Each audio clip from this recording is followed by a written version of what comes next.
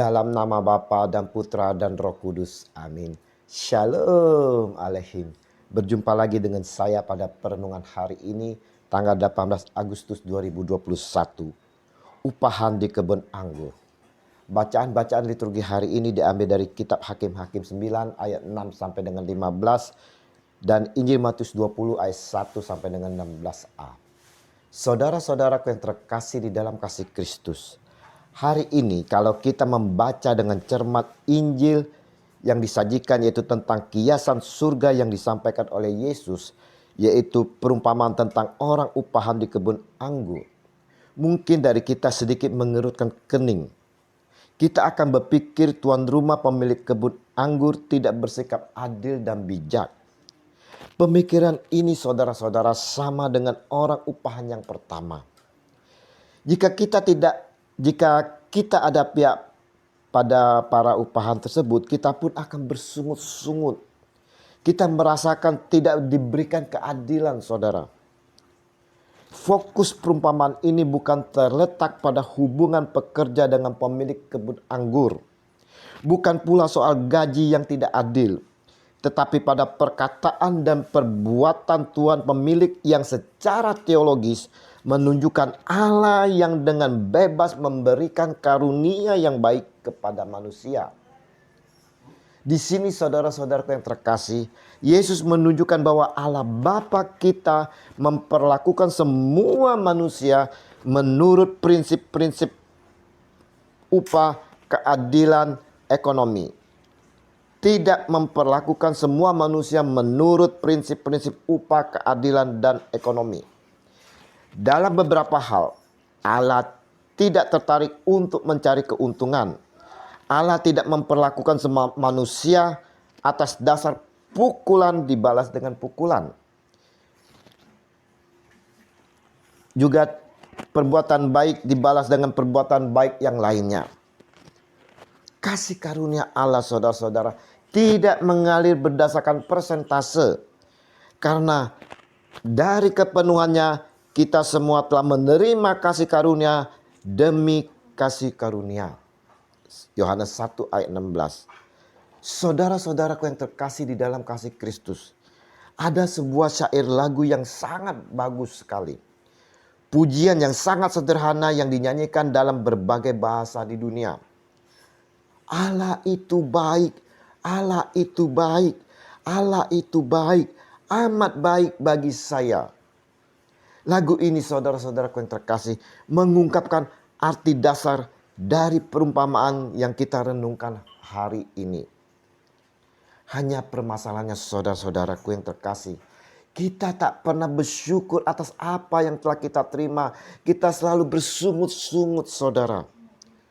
Ada satu kisah seorang tukang beca dari pagi hingga malam mengayuh becaknya, saudara. Di terik matahari, kedinginan karena kehujanan, dia tetap bersuka cita mengantar pelanggannya. Pulang hingga malam dengan membawa penghasilan yang hanya cukup untuk sehari saja, saudara. Dia tidak bersungut-sungut. Dia mensyukuri apa yang didapatkan hari itu. Sukacita damai tampak terlihat di wajahnya.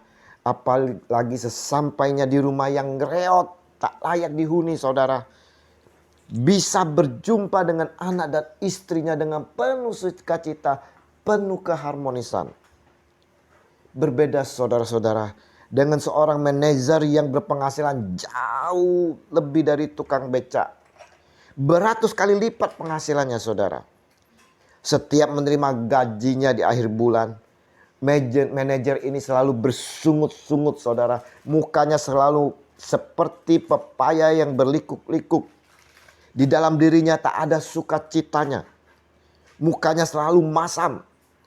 Apalagi saat berjumpa dengan anak istri. Mukanya begitu masam sekali, saudara. Membuat suasana di rumah kehilangan keharmonisan, kehilangan sukacita dan damai. Saudara-saudaraku yang terkasih, bersungut-sungut, iri, membuat kita kehilangan sukacita dan damai, saudara. Dalam Alkitab tertulis untuk mengingatkan kepada kita semua Dan janganlah bersungut-sungut seperti yang dilakukan oleh beberapa orang dari mereka, sehingga mereka dibinasakan oleh malaikat maut. 1 Korintus 10 ayat 10. Bersungut-sungut berarti kita tidak mensyukuri apa yang telah Allah berikan kepada kita, saudara. Bersungut-sungut berarti kita telah berbuat dosa, karena Allah sangat membenci orang yang bersungut-sungut dan akan mendatangkan murka Allah. Nah, saudara-saudaraku yang terkasih di dalam kasih Kristus, bagaimana dengan kita saat ini, bro and sis? Apakah kita selalu bersungut-sungut atas apa yang telah kita terima? Adakah iri di hati kita, saudara? Ingat, orang yang iri hati, dia bisa kehilangan banyak hal di dalam diri hidupnya.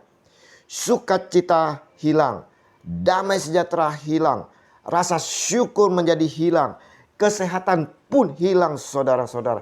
Kita menjadi sakit. Dengan bersungut-sungut, teman pun menghindar, saudara-saudaraku yang terkasih. Nah, mana yang kita pilih di dalam hidup ini? Bersungut-sungut atau irikah? Atau mau selalu bersyukur kepada Tuhan apa yang telah kita terima? Mari saudara-saudaraku yang terkasih, kita mau selalu mensyukuri apa yang telah kita terima dari Tuhan kita. Dan kita mau selalu mengucap syukur kepadanya. Karena kebaikan Tuhan, Allah itu baik, dan Allah sungguh baik. Kemuliaan kepada Bapa dan Putra dan Roh Kudus, seperti pada permulaan, sekarang, selalu, dan sepanjang segala abad. Amin. Dalam nama Bapa dan Putra dan Roh Kudus. Amin. Shalom.